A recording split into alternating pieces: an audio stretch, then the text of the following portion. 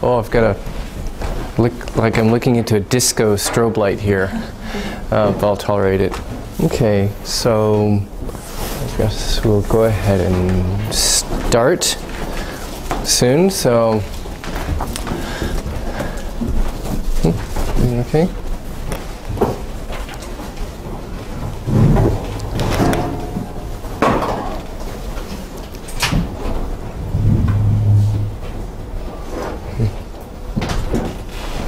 Okay, so let's get started. Welcome to D1, and we're doing this in the weird order because kind of perhaps the more kind of meaty stuff we're doing in the afternoons, and we're following like D1, D2 in the afternoons, and then D3, D4 in the mornings. That's kind of the drier stuff. So in the mornings, this morning we did coherence. Next Friday morning we'll do cohesion, which has to do with word choice and word order and such. So today we're going to talk about writing academic papers, some important considerations for writing academic papers. Can you all hear me in the back? Okay, good, so I don't need the other microphone. Some considerations for writing academic papers in your field and how the kind of research you do affects the way people write in your field. And we'll talk about the process of getting published. I assume you're here because maybe you want to pursue academic careers, which means publishing papers. When you are looking for a job as a professor here in Korea, it's very competitive because there's really, frankly, too many people with PhDs in this country. There's too much competition. I said this during the second seminar in the semester. There aren't enough academic jobs out there for everybody. There are professorships out there for maybe 25 to 50% of you in your field. Now in some fields like chemistry and in engineering, it's commonly accepted that a lot of people will get a PhD and go for a job in private business industry, private companies and such. There's still too many people who really are not told or don't realize there aren't that many professorships out there, especially so in the humanities. There are a lot of humanities people of dreaming of becoming a professor, and there the competition is particularly fierce because there's really especially too many humanities PhD holders who still expect to get a professorship, and there's just too much competition. It's true in America, it's true elsewhere, but especially in Korea. So if you're in the social sciences, maybe you've got a 50% chance of getting that dream job as a professor. If you're in humanities, it's maybe more like 25% chance, because there are too many humanities people who don't realize there's a shortage of jobs. Now, for some people, you might be happy being a Kangsa for a long time. Some people like teaching, and that's fine. If you are willing to settle for a professorship at a less prestigious school, like Shigol Daehak, I mean, that's fine. There's nothing wrong with that. Don't be pressured by your family's expectations or your friends' expectations. Those kids at Shigol Daehak, they deserve good professors too. They deserve good teachers. Just because it's a low-ranked school, it's not prestigious, that's fine. You can do some research, not a lot of research pressure. You can focus on teaching if you like teaching, and you can perform a service, or you can find a non-academic job or a non-professorship job where you'll be happy. I mean, like I said in the second seminar earlier, be true to yourself, do what you're made to do. If you're a researcher, you can work as a non-teaching researcher. If teaching is in your blood, you can become a teacher at a non-research focused university, even though it's lower ranked. I mean, you can still provide an important service to kids who maybe didn't have the advantages that you all did that got you into Kode. So, I mean, be true to yourself and do what you're happy doing. If you're really serious about doing the academic job route and becoming a professor, it is competitive, and I'll talk about the publication aspect today. In Korea, and I think in other East Asian countries, they focus on the quantity of your research.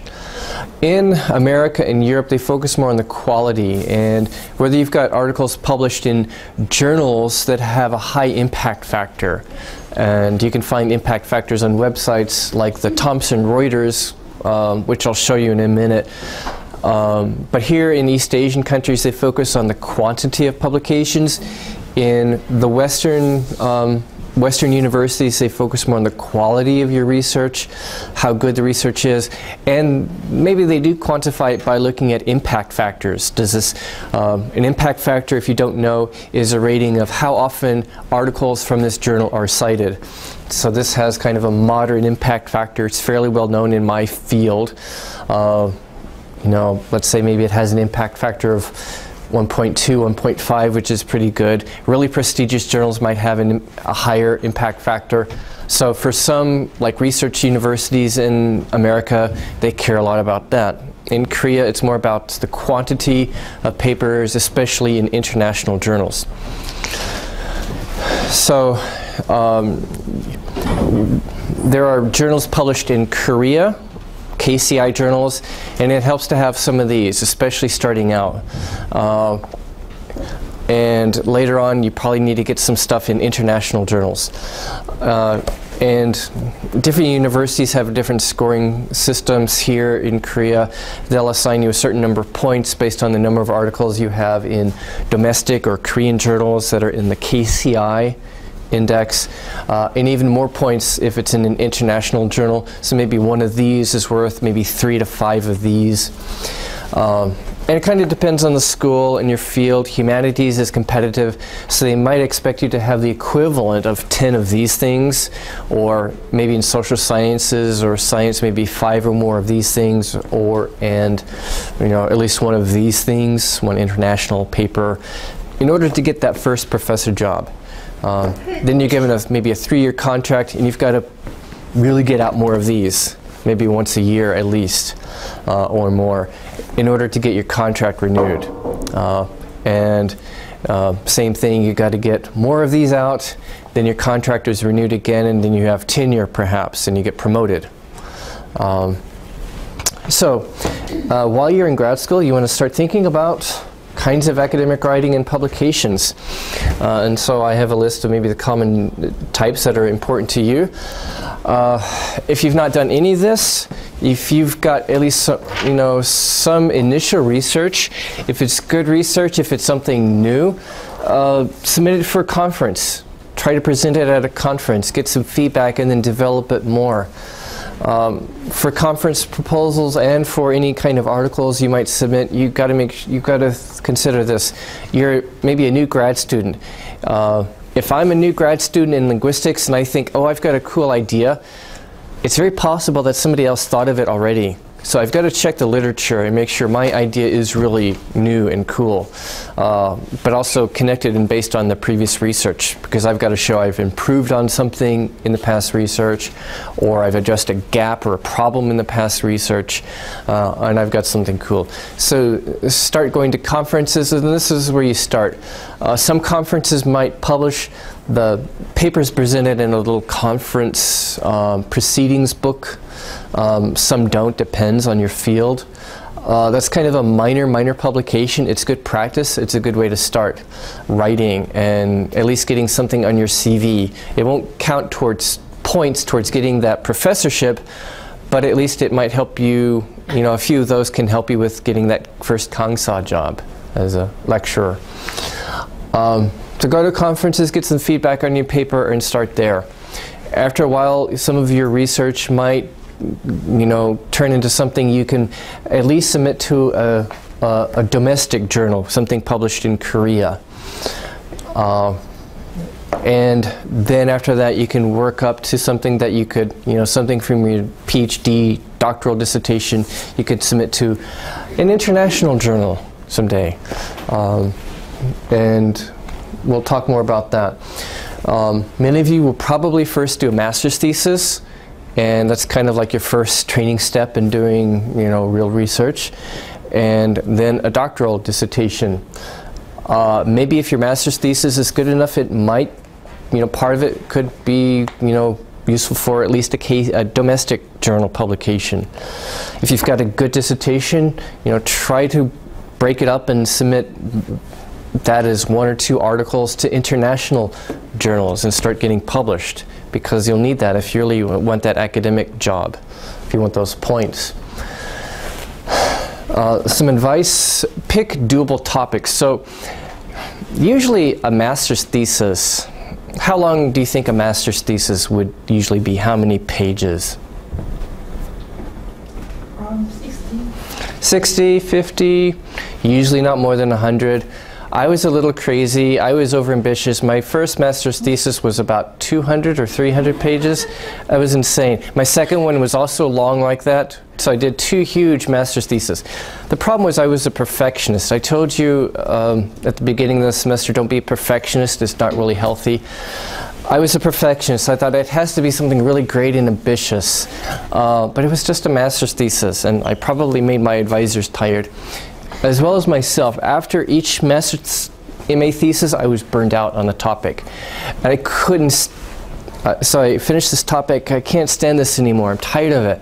I want to move on to something else. So I moved on to my second master's thesis. And after that, I was too burned out again. And I couldn't really write it up and publish it, because I was so tired of it. I moved on to my doctoral dissertation, which is not as bad. Now your doctoral dissertation, it depends on the field, 100, 200, 300, 500 maybe at most. A few people in humanities and social sciences might do a 400, 500 page or longer dissertation. That's not too common. This is mine. It's only about 300.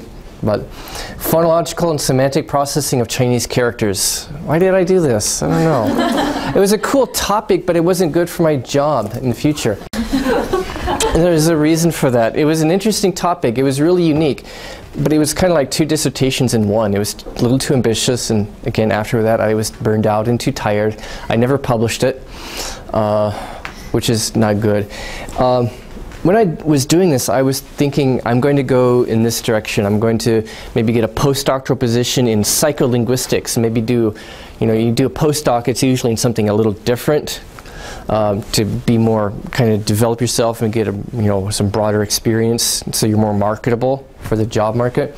So I thought, okay, I'll get a postdoc in maybe English psycholinguistics. I almost got that. I almost did. I applied for some. I almost got one, but I didn't.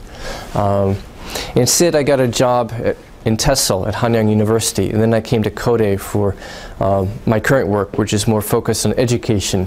So that kind of brought me back in the direction of language education. So I realize now my future is in language education.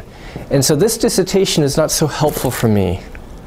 And frankly, my Chinese is not good. I can't really do further research in this. If I did, it would get into really technical modeling stuff that would require really technical psychological modeling and a deeper knowledge of Chinese than what I can do. So it wasn't the best choice. I picked it because it was cool, but it wasn't the best choice for my future career.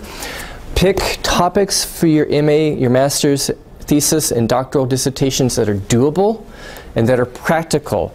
Something that maybe can generate future research ideas that's going to be relevant to a future job. Something that doesn't constrain you too much. This topic kind of constrained me to kind of a very narrow area of future research that I couldn't really do, especially since I didn't get that postdoc that I applied for in Chicago. That completely changed my direction. So pick a topic that's going to be relevant to your future, that can generate maybe further research.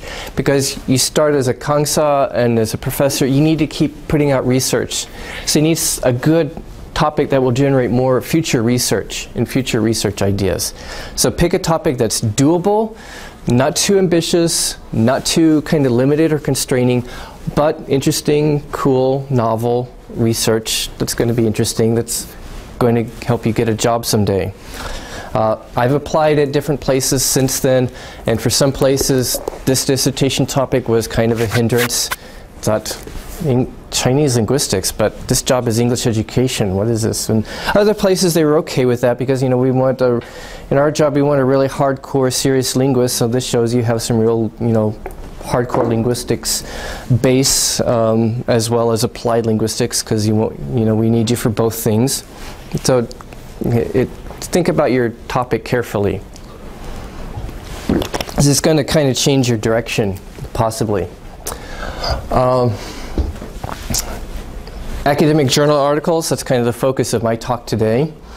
Monographs, and maybe humanities, this is perhaps more valued than in other fields, especially as a new professor. A monograph, do you know what a monograph is?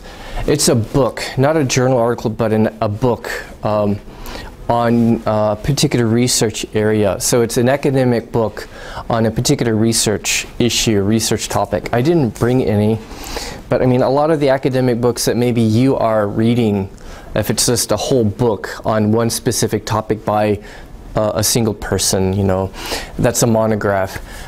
In humanities, maybe producing a monograph is really valued, helping you to get tenure or helping you to get that job. Grant proposals, if you're in social sciences and sciences. So maybe your dissertation process is going to go like this. You've got to come up with a topic for your dissertation. You're going to write up a proposal. A proposal for a conference or an abstract conference abstract or conference proposal. It might be 1 or 2 paragraphs. For a dissertation, you're probably going to do a more detailed proposal. You might have to specify your budget, justify your budget, talk about the rationale, lit review, and a detailed specific proposal. In some fields, you need money for this, and you might have to write also grant proposals, which is going to be similar but more detailed explanation of your budget, time frame, what kind of materials you need, what kind of subjects you need, or what kinds of travel you need to do, travel expenses. Do you need to spend a semester in China to collect data, or do you need to bring 20 subjects to your lab, or do you need to buy some special research software for your lab or whatever? So you might have to write a grant proposal. There are examples on the website under the portfolio materials and such. There's some optional materials. You may do a preliminary or qualifying exam on your proposal, on your topic, and if it's accepted, you start doing your research on this thing, whatever that research involves. For some positions, you might write a research statement. You might apply for postdoctoral position, and you're going to do something kind of similar, perhaps, to in some ways a grant proposal might be like this too. Maybe you want to apply for a research job, postdoctoral position, or private researcher at a research institute, research professor somewhere perhaps. There are examples on the website too of this.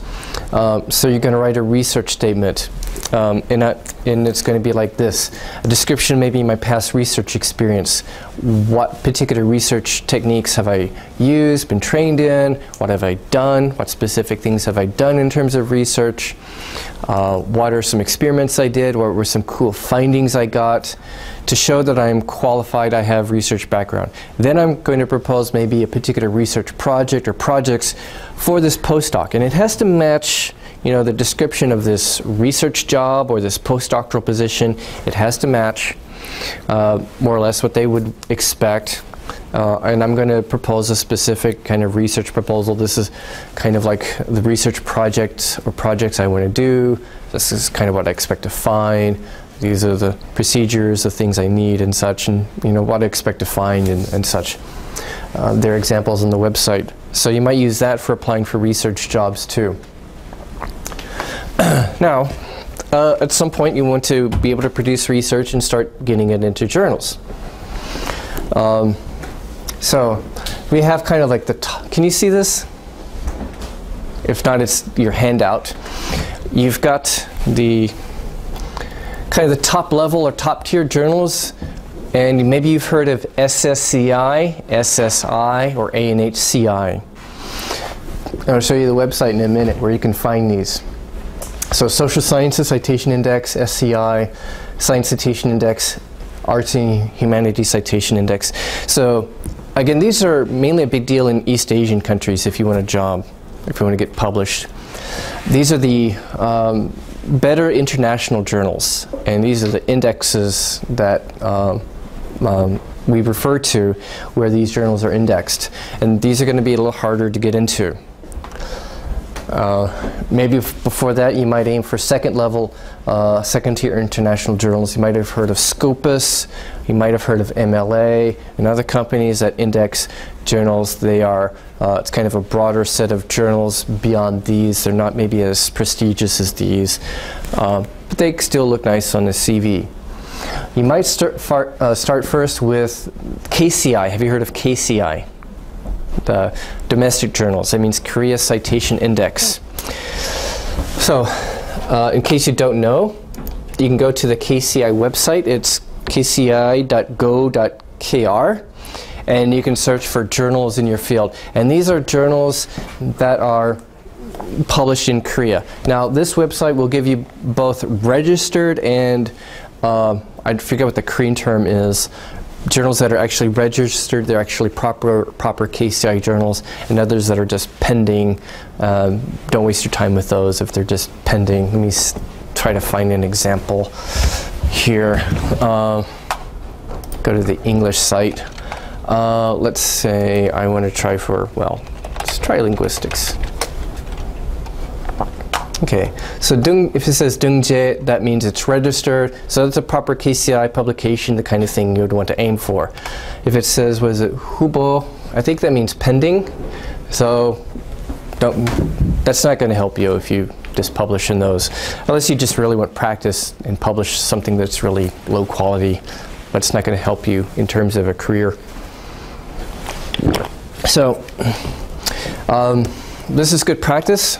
This is one thing I did to start. I had some smaller research papers I wanted to publish, minor research, maybe the data were not as good, not really international quality necessarily, or maybe it was things that I did before, it wasn't so important. So I sent them to KCI journals. And one of them is in here, so I brought this. One of my better articles, this is a linguistics journal that's published in Korea. So that's a good place to start. One good place to start is publishing in KCI journals. Also international journals, some international journals in some fields, in the back of the journal they have book reviews, they review monographs that have come out. Maybe on their website or on email discussion lists in your field there are sometimes announcements, hey, anybody want to write a book review? And that's one thing I did a few years ago also to get started. I wrote a book review and they send you a free book, which is nice. Make sure it's a title that you're going to be interested in. You write a critique, review, and it's, you know, it's not like an actual publication, but it looks nice on your CV and it's good practice. So it doesn't count as an actual international publication, but it's good practice. So you start with KCI journals and get some practice. Once you get some really good research, maybe from a dissertation or other stuff you've done, then after a while you want to start aiming for the top level international journals. And those are these indices, SSCI, SCI, NHCI. These are from the company Thomson Reuters, and you can probably do a Google search. Actually, the exact website is hard to find.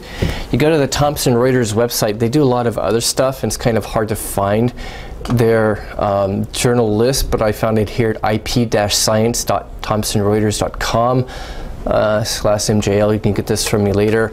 So you see there's some other indices that are maybe second level, but mainly the arts and humanities, the science and the social science. You might be in a field that where maybe both humanities and social, some of your journals are in either NHCI and or SSCI, and that's okay too. So you go to one of these. I'm going to the Social Sciences Citation Index. You could search for a journal title. Sometimes I have found that this search doesn't exactly work if I'm searching for an exact title or an approximate title. For some reason it doesn't give me the results I want. So what I usually do is I go to View Journal List. Oh, It's a list of everything. I don't want that.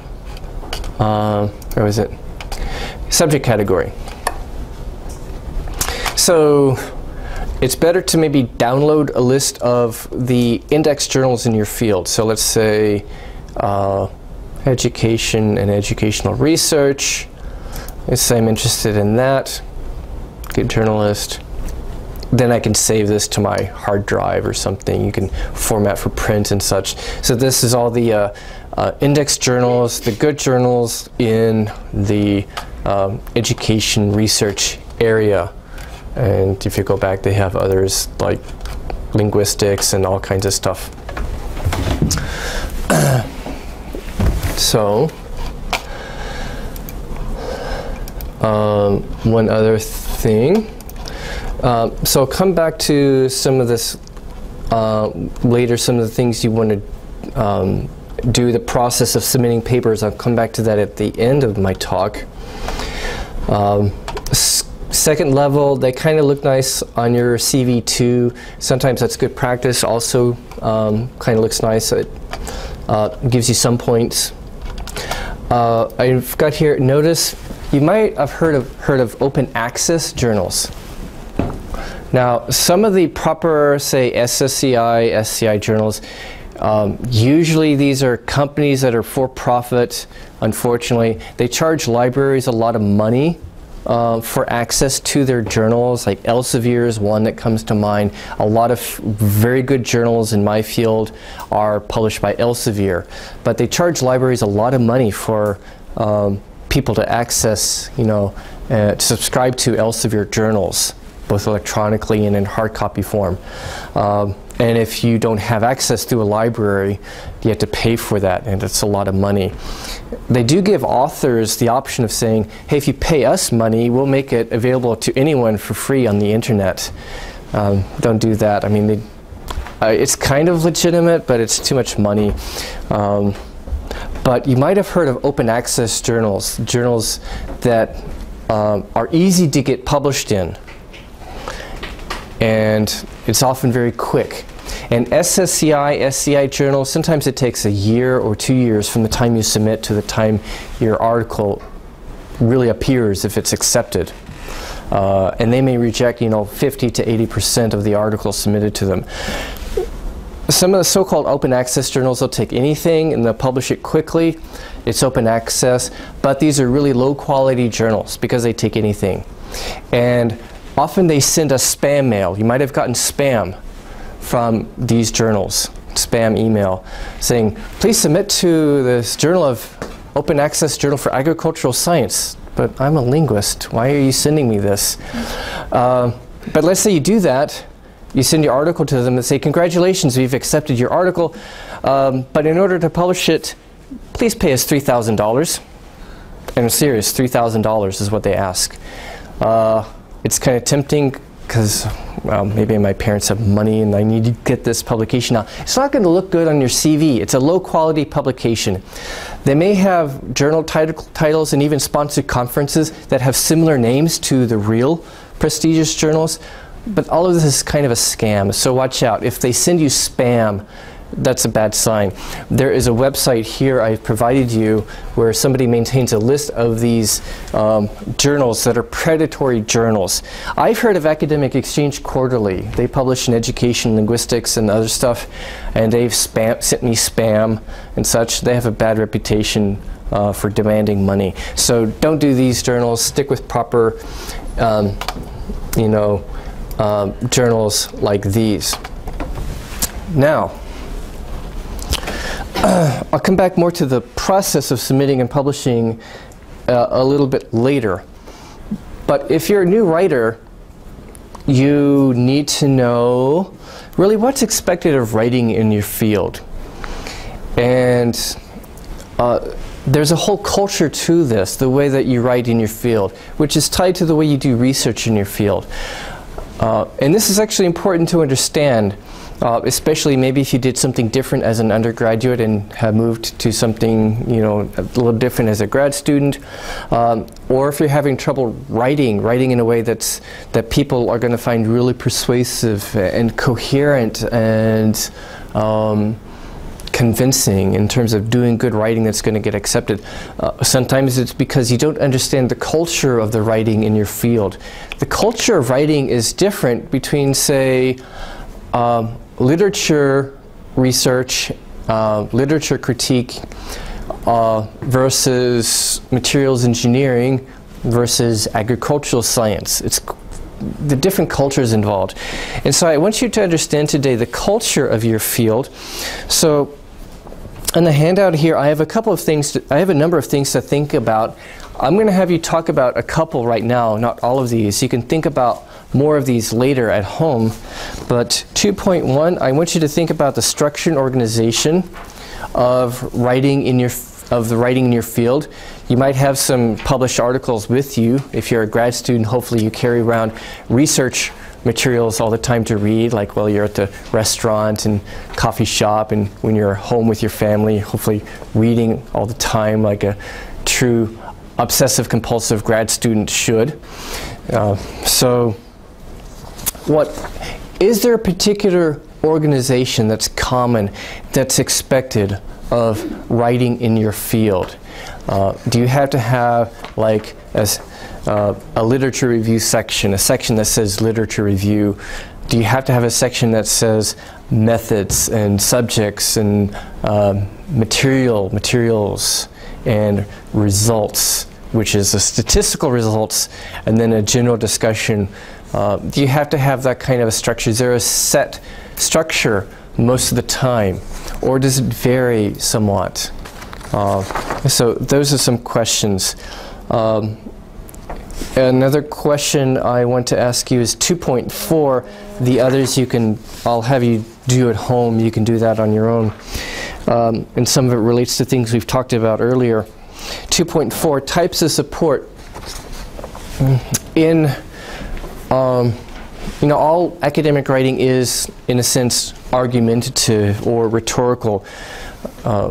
You might be defending your own analysis, your critique, your theory, or it might be saying, I'm trying to convince you that this is a cool experiment. I'm trying to convince you I've proven something with my experiment, or I've proved a hypothesis, or I've demonstrated something with my experiment. So all academic writing is persuasive.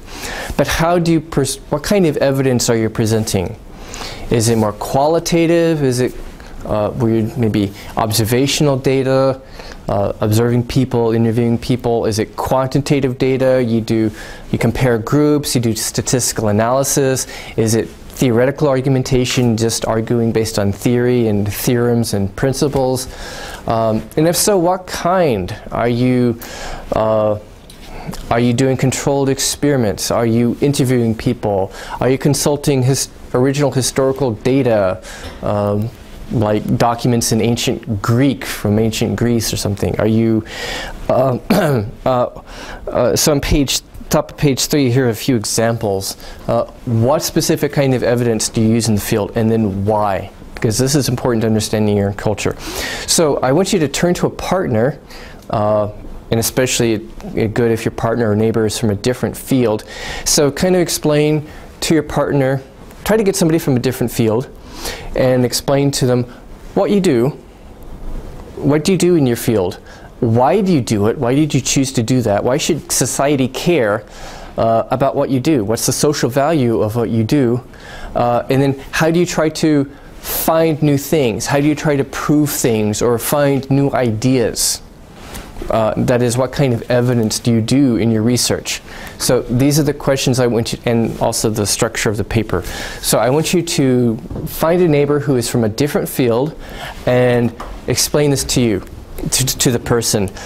The structure of the, what do you do? Why do you do it? What's the value of it? And then what do the papers look like? The structure and the type of evidence, the type of research you do, and the type of evidence you present. So talk to each other for a couple of minutes.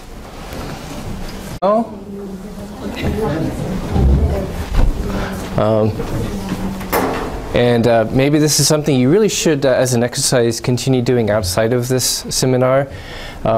Maybe you have a boyfriend or girlfriend who has no idea what you do. Try explaining to him or her what you do, or your family, based on this. What's the social value? Because this is good for understanding your own research in what you do, and this in turn affects the way you write. So let's see. First of all, who here is from a quantitative field where you do like statistics, experiments? Who's a quantitative person? Quantitative people. Okay, what's your field? Medicine, definitely quantitative. So, are the papers in your field pretty structured? Is there pretty much a standard format to follow? Yes. Yes, definitely. Quantitative fields, by nature, that affects the writing because you expect the papers to flow in a certain very structured way. You've got your literature review, you've got your experimental design, which in turn consists of maybe your method, your subjects, your materials, the results, which means your statistics results. Then you probably have a general discussion section. Does that sound like a lot of what you all do? This is similar in my field, in experimental linguistics, in quantitative research in education or language learning and such.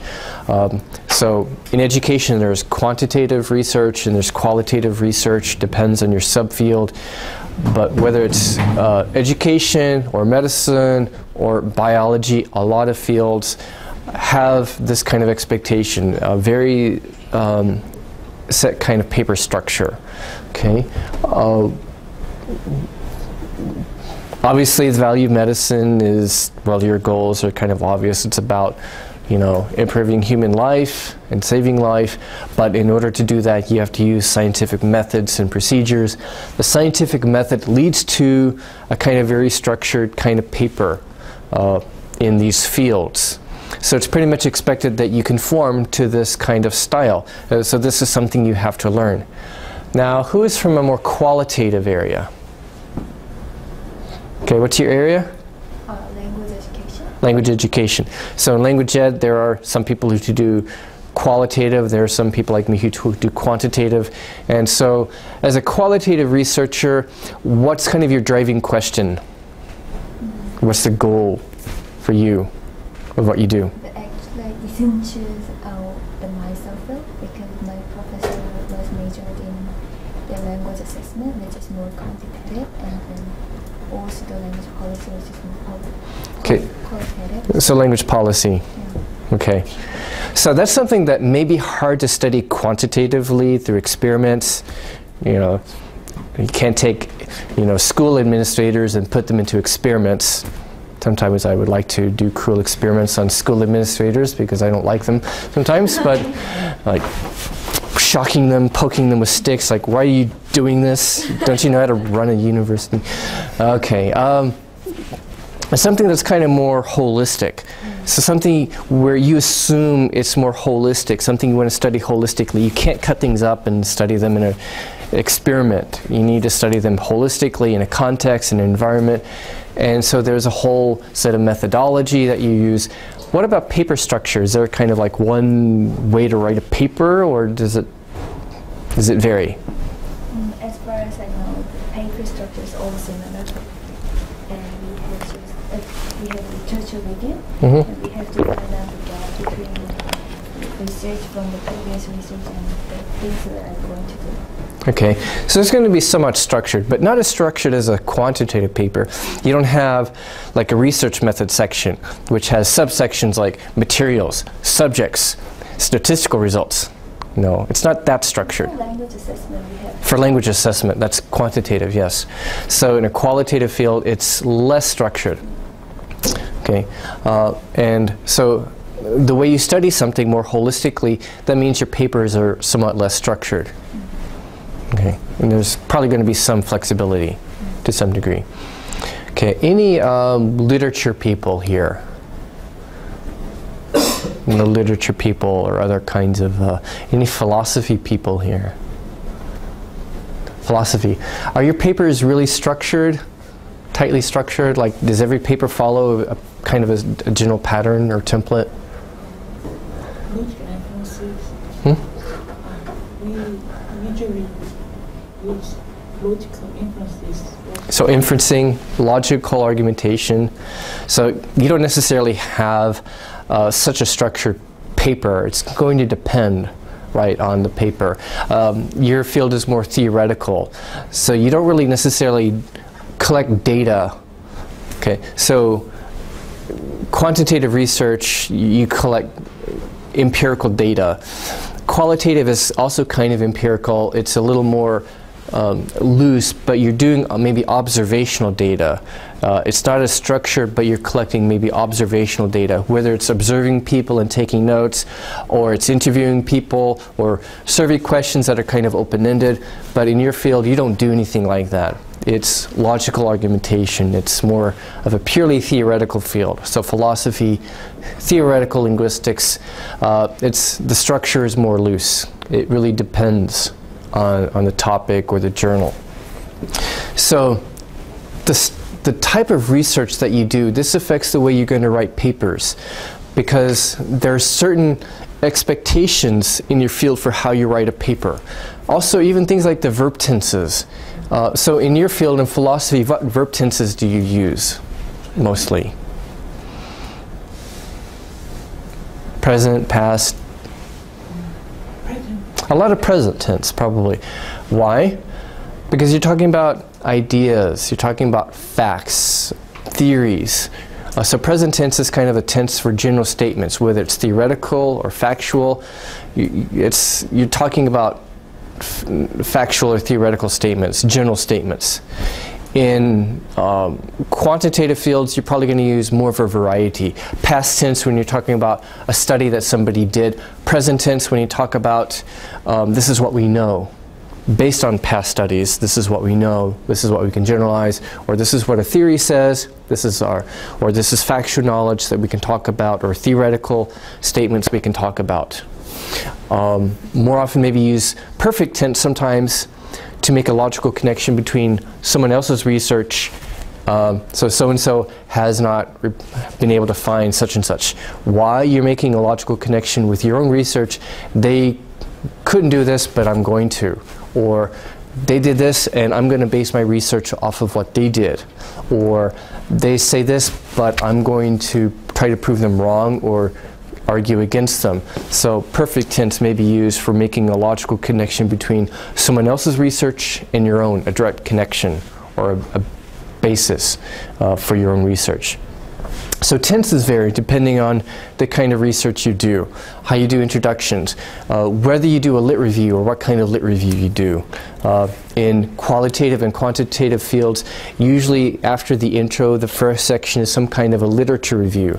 That may not be quite as true or may not be as structured in theoretical fields.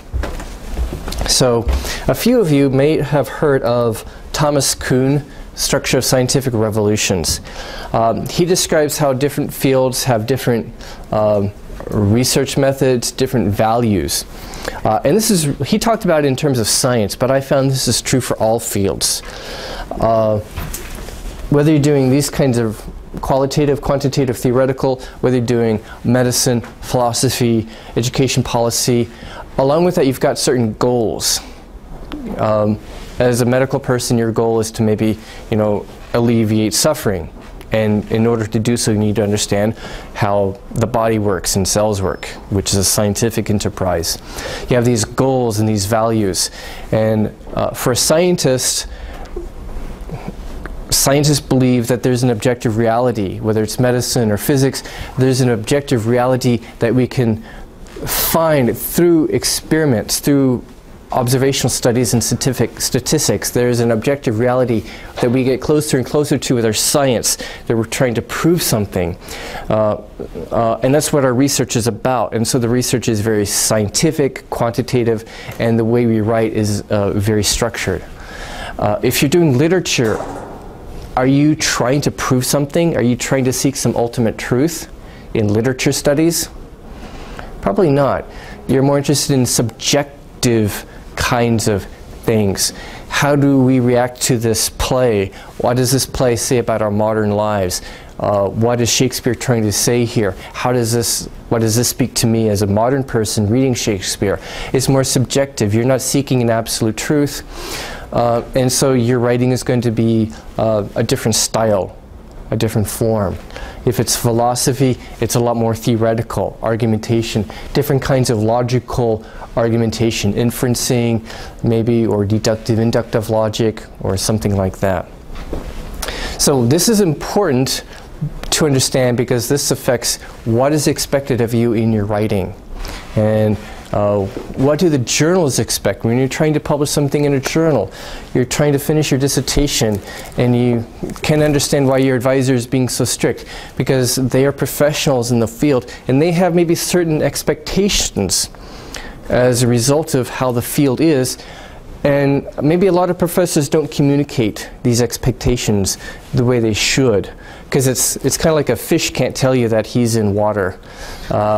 Is that kind of thing. If you're an expert, you've been in the field for so long, it's just part of your nature, and you don't realize that new graduate students don't really understand these expectations. And so professors unfortunately don't know how to communicate certain expectations, and they just get angry at you and say, what are you doing, and such.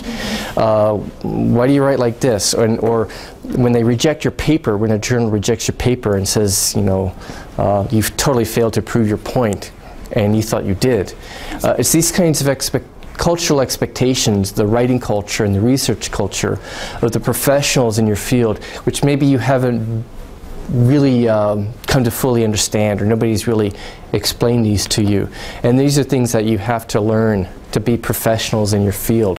And maybe 20 years from now, it's going to be such a part of you, maybe you'll find it difficult to explain to your graduate students as you become professors. Because sometimes this is why your articles might be rejected. You're not familiar enough with really how do I make my ideas really, really clear in writing. Because sometimes you'll get rejection letters from journals, and they'll say, you didn't really explain this, or you didn't really demonstrate or prove this very, very well. Or they say, you need to revise this because this isn't very clear. You didn't explain your methods, your research methods well enough. And that's going to lead actually into my next part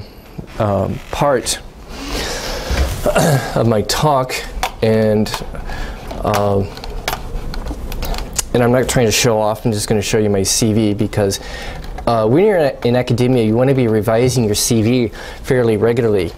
So, as I said before, for a while, for a number of years, I was kind of happy being in the non-tenure track. You know, after my dissertation, I was burned out, and I wasn't really trying to publish it. I was burned out on my past research before that, and I didn't want to try to publish anything. But I was happy, you know, teaching in the TESOL program, or just doing service-oriented work, being non-tenure track. But then I came to a point where I realized I can't do this forever. I do have to get a tenure track job someday. And so I started publishing. And I started with KCI stuff recently. I had a few other things in the past, and such, conference stuff, and you know, I can put on my CV. Here I'm kind of like 1, 2, 3. I'm the 4th author on a paper in an international publication. Doesn't give me a lot of points. But also in the past I was too busy. So I started doing the KCI stuff since I'm in Korea, and you know, my wife is Korean, so hey, why not stay here. So I was kind of productive. In January I started going on this writing binge, just doing a lot of writing.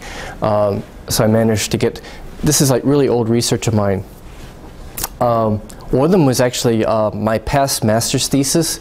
Part of one of my past master's thesis, I kind of really revised the analysis a lot and submitted it and got it in it's the synapse stress and information structure. So I've been doing KCI journals, and it was good practice. It's been good practice. I've got a few of these out. And now that I've gotten some practice, I'm kind of more confident. I've got the writing style down for these kinds of journals. I'm now submitting stuff to international journals. And like I said, it takes a long time. So when you submit something to a journal, whether it's KCI or international, you submit it to an editor, to the journal editor. So this, I'll explain the process.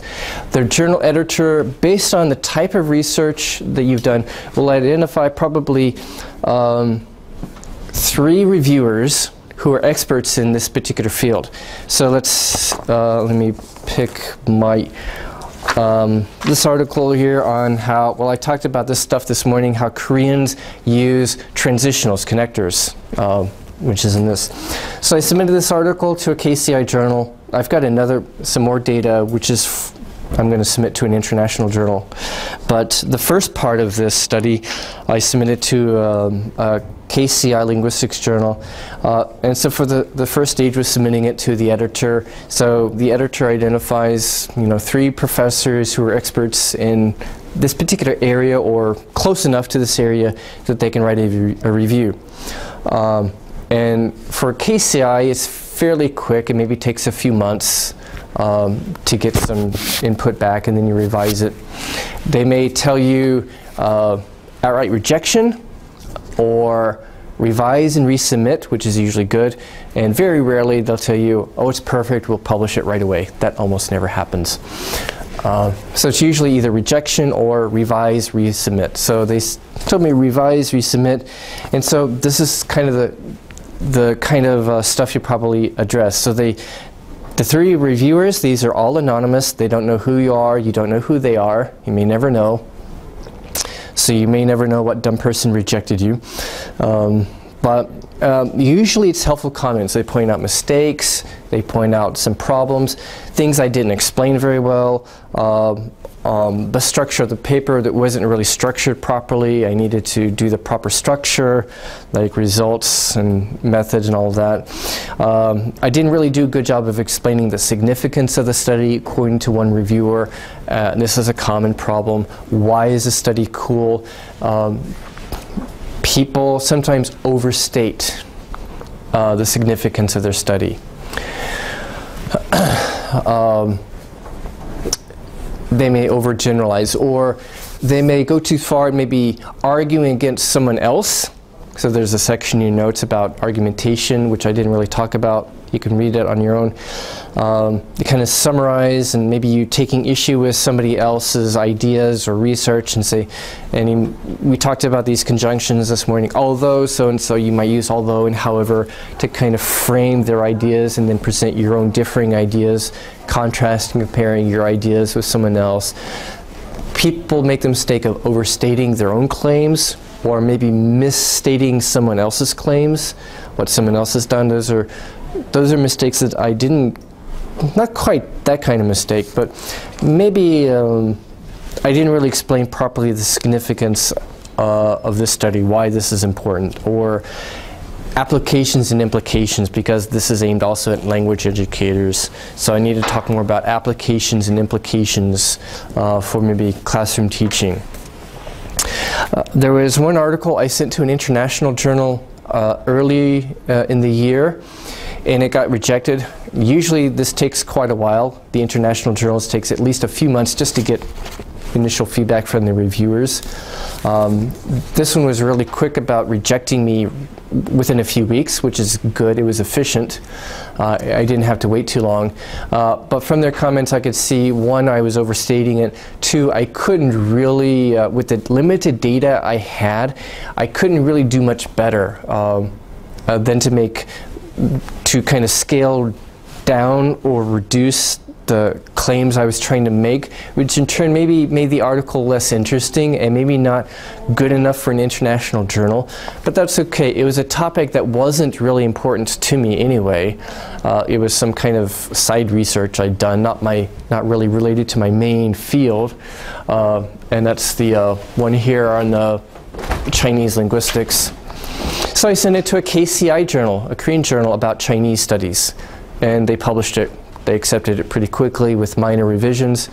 So sometimes you might send something to an international journal. From the feedback you realize that's not really good enough. I'll submit it to maybe a KCI journal. At least get it published. If maybe the data are not good enough, I can't really improve it much more and such. Or it might be rejected by a good KCI journal, and you might then send it, revise it, and if they reject it completely, you can't resubmit it. But maybe you can send it to a KCI journal that's not as good, but still add it to your CV. Other kinds of comments, I need to explain my research methods more clearly, and that's important. Or your assumptions, maybe that's important. Maybe some other researcher wants to be able to replicate your study, and so you need detailed explanation of your research methods. Or if it's more theoretical, humanities, qualitative, maybe you need to do a better job of explaining your own theories, your models, your assumptions, so that people know what you're talking about, and they can you can better present your case, and either argue for your position or argue against someone else's ideas, or present a claim that's easily falsifiable. Someone could easily prove or disprove what you're trying to say. So the mistakes that I made are actually kind of common for new writers. So I have feedback from several ones. Again, it was also sometimes not explaining enough background information here. Sometimes they'll come out and say, I don't agree with your analysis, or I don't agree with this part of your analysis. And it may be hard to get past that, because you do have to get their approval in order for your paper to get published. And so sometimes there's not much you can do. It may be serious enough that you have to give up and maybe just send it to a different, just tell them, okay, I give up on this, and send it to a different journal, maybe in a journal that's not a little easier to get into. But sometimes, usually you can take their comments seriously and then try to address this in your paper, in the text of the paper or in a footnote. And sometimes you see somebody write in the paper, one anonymous reviewer, however, claims such and such.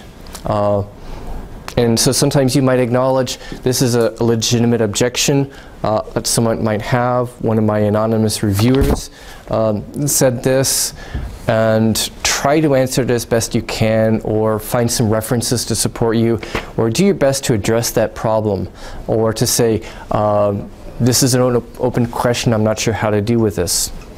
But hopefully it's not too serious that it completely disqualifies your paper.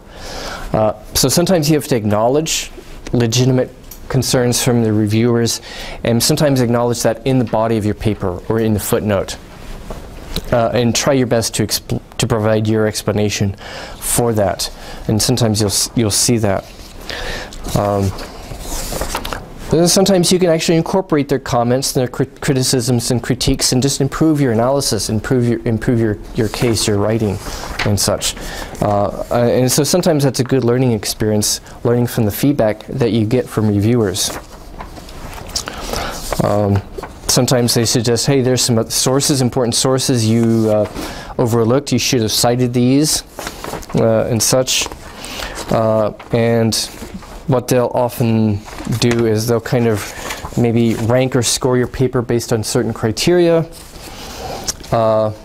in a way that kind of adds up points. And like I said, it's usually going to be either reject or revise and submit. KCI journals maybe reject about half the papers they get. The better international journals, maybe less than half, depends on the journal. Some KCI journals are better than others. The better ones might reject about half of the papers submitted to them. Maybe revise it and then submit it to another KCI journal. International journals, especially the really good ones, this one I think will reject maybe 70% or more of the papers submitted to them. Again, sometimes if it's an outright reject and you can't really do much better, you can send it to a lower level, lower quality international journal, or a second tier like Scopus, or even a KCI. Again, that was the case with one of mine where the data I had were just too limited. Especially in some fields like psychology, just the publication process in these things takes a long time. I hear complaints from my colleagues in psychology. It takes about 2 years to get published. From the time you initially submit an article to waiting months and months for the reviewers' comments, and then you hurry up and you try to revise it and send it back. The reviewers have to review it again, and they have to approve it and say, all 3 reviewers need to say it's okay before it finally gets accepted. That takes a long time. And then they accept it, and it still takes a long time for it to come out in print. So it could be up to 2 years in some fields like psychology, experimental psychology, which is really frustrating. So if you're going to aim for these, plan accordingly, because if you're hitting the job market, you submit to one of these, if it gets accepted, it might take 1 year or 2 years before it really comes out, before you can really put it on your CV as published. So that's something you have to keep in mind, and that's why some people have to work for years as a Kangsa, because they're working hard as a Kangsa, they're trying to write up good research, they're really busy, maybe they have kids, so they're trying to teach, they're trying to write up research, trying to take care of their family, and they're waiting for months and months for the research to go through this slow pipeline trying to get published. When it does, you want to keep revising your CV. I've got my publications here. A lot of these are minor publications like conference proceedings or stuff. Works under review, I put in a separate section. So honestly and ethically, I want to put this in a separate section because this is stuff that I've got in the pipeline. And you might have, probably not many of you will have this, but non-academic publications, I put those in a separate section, but it kind of looks good. And then conferences and presentations. By the way, when you do your CV, like if your field uses APA, follow APA style on your CV for your publications, for your conference presentations too. APA specifies how to cite conference presentations. Same thing if your field uses MLA style, like in literature, or Chicago style in other humanities fields. If you're in biology, maybe CBE, follow proper CBE style, or Vancouver, maybe in medicine use Vancouver or APA. There's an AMA style. Oh, AMA style, okay. Okay, so nursing is more like Vancouver, but pure medicine, your AMA style. Okay, so follow the proper styling in your field on your CV, because when you send this out to apply for jobs, it doesn't look good if you don't know how to cite proper APA style, even on your own CV. And so they say publish or perish. Publish or perish is the motto of academics. It is hard, it is difficult, and this is why it's hard. One reason it's hard to become a professor. Here in Korea, they're probably going to expect you to have at least 5 publications before they seriously consider you for a professorship, at least 5 KCIs, but really it helps to have an international publication, at least that's likely to get published or published. In some fields it's pretty competitive, like humanities, like literature, where maybe you need to have 10 publications because it's just so competitive. It's probably in some ways a bit easier in the States to get a job because it's not so focused on the quantity of publications but the quality of publications. Of course, you'll have to teach in English if you don't mind that, if that's not something you find too stressful. Some of my Korean friends that I went to grad school with, they got jobs at kind of minor, small universities in America, maybe schools you've not heard of, but for them it's a good place to start out. And like I said, students at small town Nebraska's college or Shigol Daeak, they deserve good teachers too. So there's nothing wrong with starting out at a small school and then working your way up once you've got some publications. At some less well-ranked colleges, you might be so burdened with a heavy teaching load that you might not ever have time to work on your publications, so keep that in mind. For some people, that has been a problem. So it depends really, do you think you can, will you be happy if you're just teaching the rest of your life, or does the publication stuff really matter to you so you can work yourself up? So you might consider the teaching load at minor colleges and such, so you don't get burdened with that. So that's basically kind of the publication track. And personally, I've got a couple of international publications I've recently submitted. I'm writing some more, trying to get stuff out. It does kind of look weird because it's pretty much dead until 2012. Then suddenly I start producing publications and significant publications in 2012.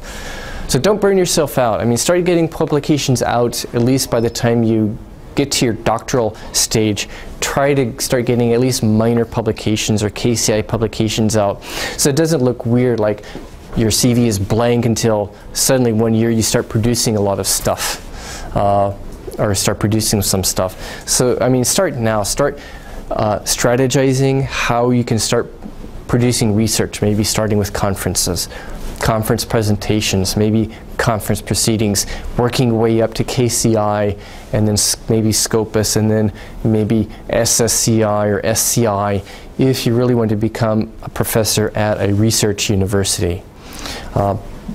But don't burden yourself, don't stress yourself out just because you want to meet what you think are society's expectations or someone's expectations. If that's not really your thing, if that's not what you're made for, I mean, find what really will make you happy, regardless of other people's expectations. Whether it's just teaching or just research, or a combination of both, because if you want to be a professor at a research university, you have to enjoy both. You won't be happy teaching if you don't really enjoy teaching.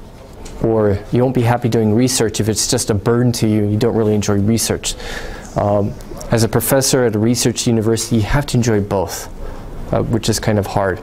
So really think about, what do you really want to do? What are you made for? And be true to that. So, any questions? Okay, so next week we'll talk about cohesion, and we'll talk about using sources a bit more, paraphrasing and source citation systems.